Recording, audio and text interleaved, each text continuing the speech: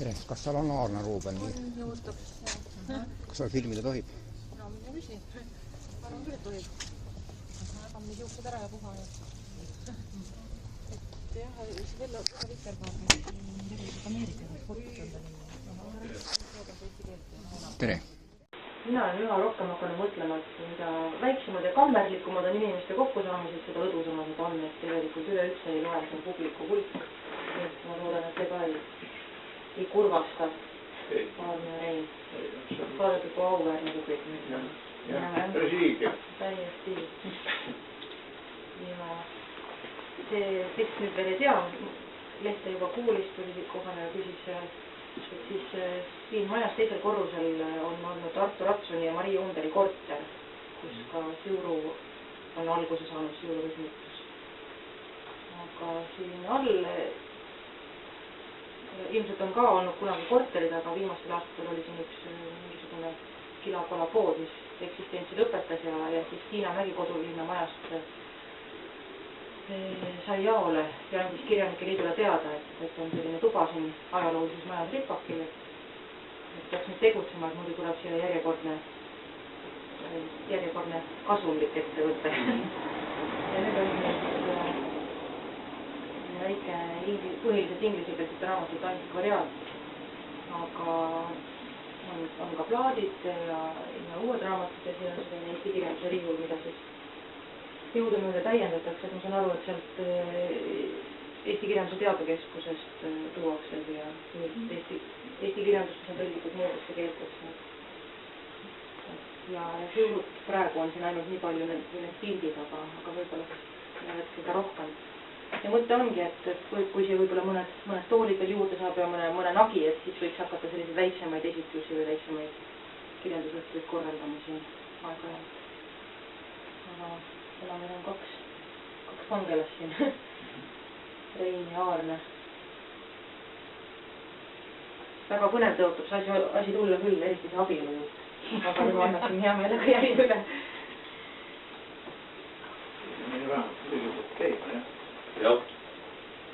Et juttu tuleb kõigepealt ühest raamatust, mis ilmus paar kuud tagasi, jah?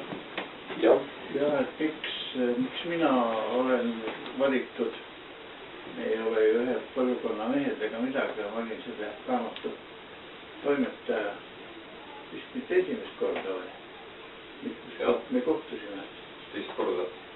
Luuletused ka. Kolmandat. Et minu jaoks oli see hästi huvitav tegevus. See toimetamise töö ja autoriga läbimine. Ja ma esiteks tahaksingi rääkida raamatu pealkirjast.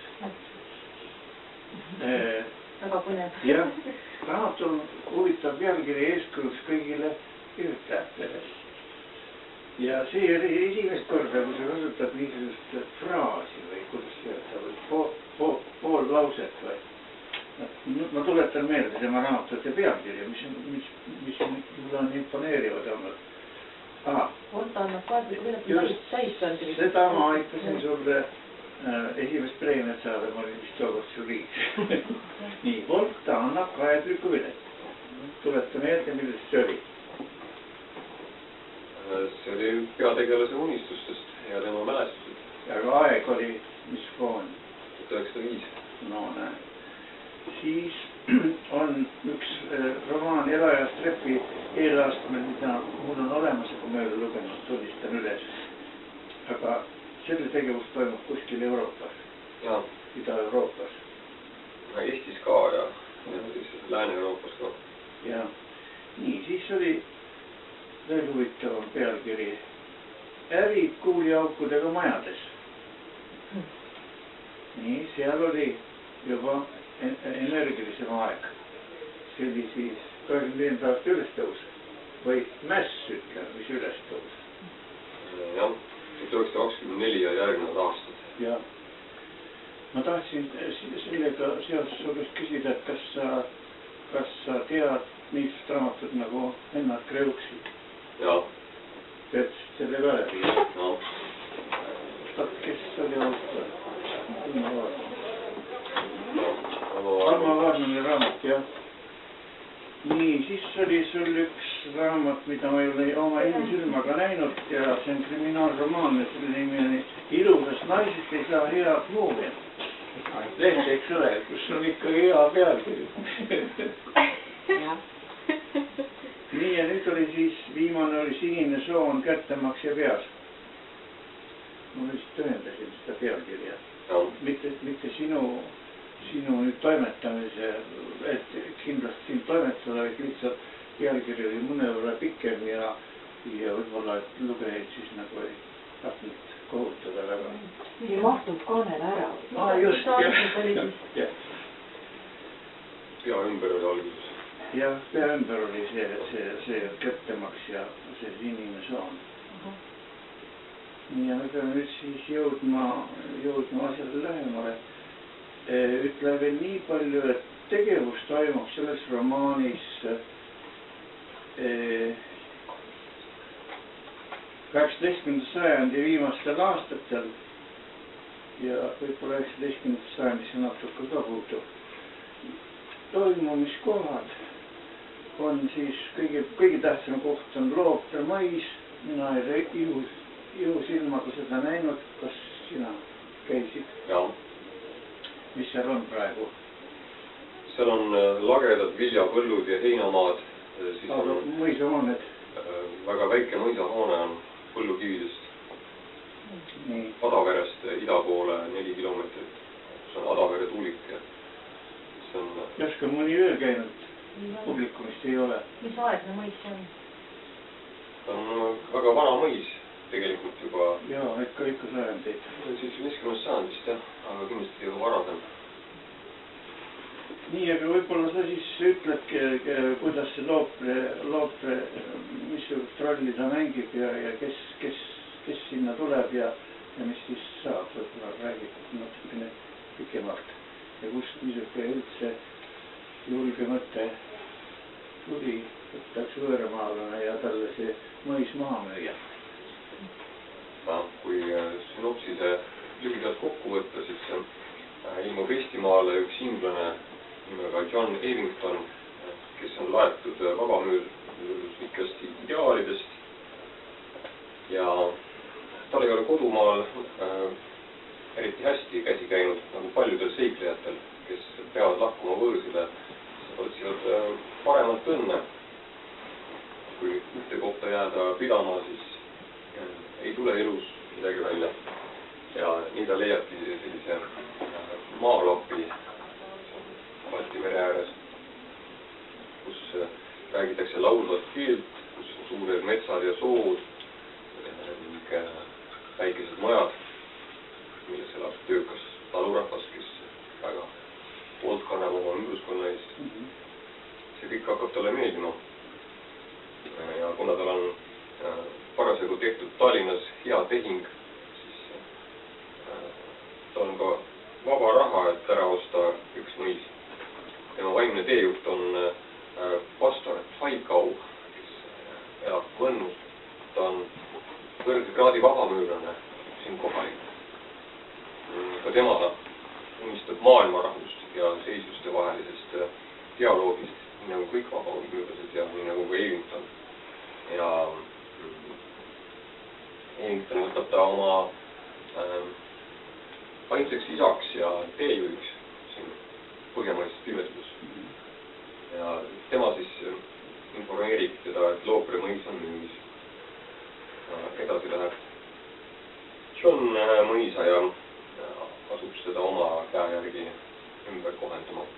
Ma teeksin väikse pausi ja küsiksin, pöörduksin raamatu kaane juurde. Raamatu on kujundanud Jaan Tammsaar, aga ta kunagi kirjuta ennast nüüd viimasel ajal sisse, vaid tal on üks teine agentuuri nimetus. Et Jaan on teinud minu meelest 3 geniaalse kujunduse, ja seal on ühe mehe pea asemel on siis münt või mis see siis on, seleta seda natukene, mis ta on mõelnud sellega. See on jah münt, aga mündil on vabamüürlik sümboolika, sirkel ja vinkel. See on vabamüürlastele väga tähtsad objektid mõlemad, sest nende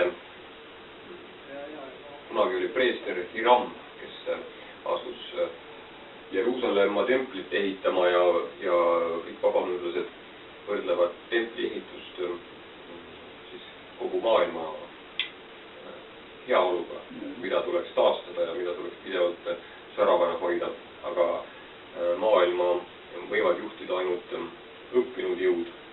Et demokraatia võib olla, aga parem kui demokraatia oleks näiline, sest ainult need, kellel on pühendatud templi ehitamise saladus, need võiksid siis maailmas esimest viiulit mängida.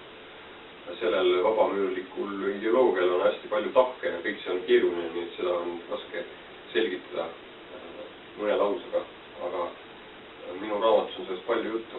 Jah, ma tahtsin kohe küsida, et kas sa ise usud sellesse asjasse. Ma tean, et sa oled nagu seda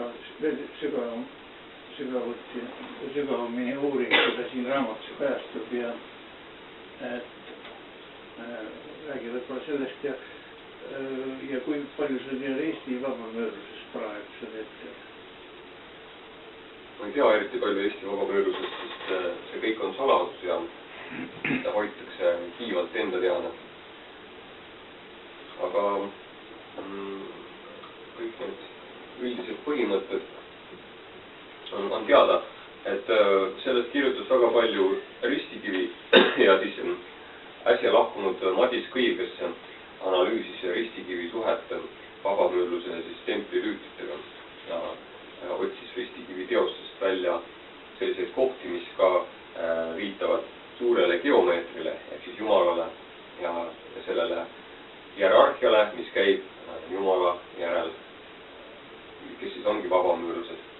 Ja Madis Kõiv kirjutas seal, et ega tegelikult ei olegi need härrasmehed, kes käivad helesinistes põlledes ja usaldavad teineteisele rituaalseid mõõku, et ega nad ei olegi mitte arenenud müürlastest, ehk siis kunagistest templite ja katedraalide ehitajatest, nagu tavaliselt seda legendi kujutatakse, vaid et see sõna mastoon ehk siis vabamüürlused, see on anglosaksi sõnast meese välja kujunenud ja see tähendab vennaskonda ehk siis härrasmeeste vennaskonda.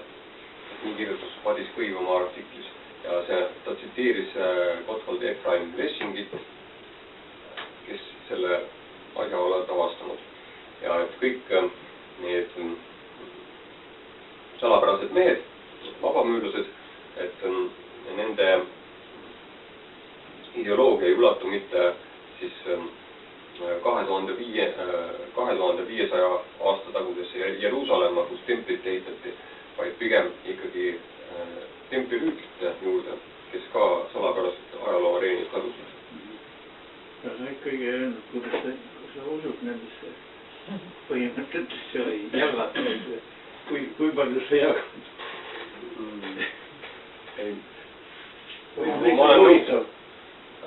Ma olen nõus, et peaks maailmas valitsema harmoonia ja ei ole mõtet näiteks ühel seisusel, näiteks töölistel hakata võitlema kapitalistidega, sest välja tuleb suur verevalamine, kus verd hakatakse valama, seal see kunagi ei peatu.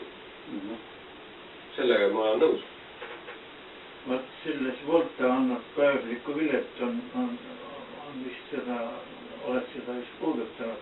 Seal on üks tegelane, kelle nimi oli Vladimir Orjanov, jah. Ja seal sind huvitab seal niisuke liikumine nagu tada.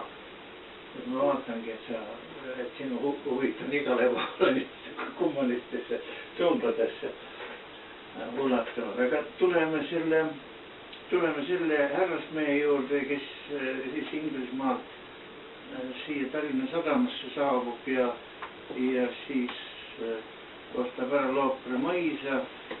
Vahepeal käib Tartus, mis asjus ta Tartus käib? Muide, Tartu puhul on huvitavaid detaile, üksikasju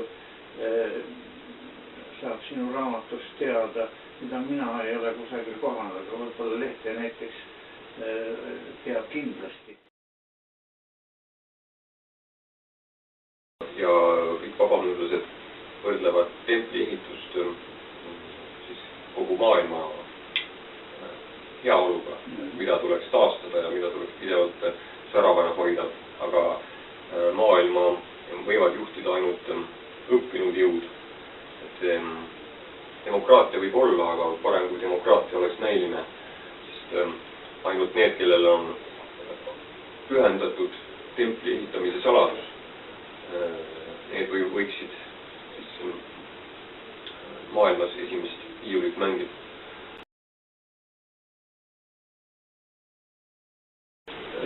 Ja kui palju sa tead Eesti vabamöödusest praegusel hetkel? Ma ei tea eriti palju Eesti vabamöödusest, sest see kõik on saladus ja seda hoitakse kiivalt enda teada.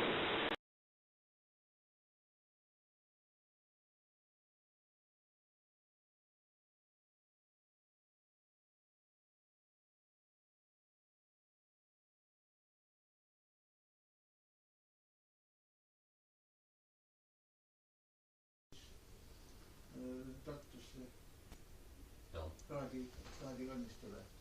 Jaa, sest on alati väga müstiline vaadata surnuaedades neid vanu haudu, kust on tuul ja vihm on ära kulutanud juba nimed hauaplaatidelt ja ristidelt, et see on salapärane lõpetus, kootilik. Nii, mida sa veel tahaksid selle teose puhul oma lugejatele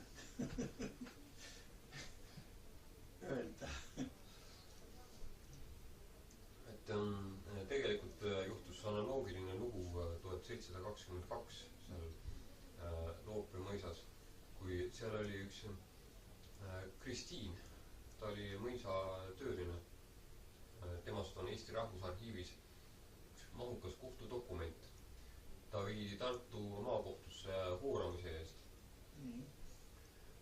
Ta oli suve ajal, parimal lõikuskuu ajal 1722 oma mehe maha jätnud ja läinud 3 nädalaks elama Võistre veskimehe juurde. Mitmed talukohad kaebasid tema peale, et ta on noor tüdruk ja sellised peaksid tegelikult kodus oma mehe juures olema. Liiatigi kui sel aastal oli just seal samas Loopre mõisas oli vähenenud, ta kuulub 3 maakonna ühendusse. Ja ühesõnaga niisugus ei kellegi maale 3 maakonna nurgas. See mõis on ääremaa nii hästi Järvamaa jaoks kui Tartumaa kui ka Viljandimaa jaoks. Ta jääb iga piirkonna jaoks ääremaaks. Ja looduslikult pole ka nagu eriti ahvatlev. Jah, ja tol ajal oli ainult 12 aastat tagasi oli 2/3 Eesti rahvast hävinud. Oli olnud suur katk, mis katkestas väga palju Eesti kultuuris ja mille tõttu me ei tea varasemaid pärimusi legende ja muinasjutte. Rahvas uuenes ja tuli igalt poolt juurde võõrast rahvast, et seda piirkonda toita ja katta. Just sellest ajast ongi pärit see müüt, et nälga ja katku surnud maal on 2 inimest järgi jäänud ja et kui naine läheb mööda põllupeenart kuskil metsikus maastikus, mis on ammu võssa kasvanud tänu sellele, et seda enam ei harita ja mees näeb naise jalajälge ja annab sellele suud. Ja siis pärast pikki otsinguid leiab mees siiski naise üles ja nad abielluvad ja asuvad seda demograafilist olukorda lahendama. Ja sel ajal olid pastorid, nii Türi pastor kui ka Pilistpere pastor olid ühel nõul, et see naine peaks karistada saama. Liiatigi kui igalugused tema seisuse kaaslased, Peebu, Tiiu ja Otsa Siim tema peale kaebasid. Tiiu ja Siim.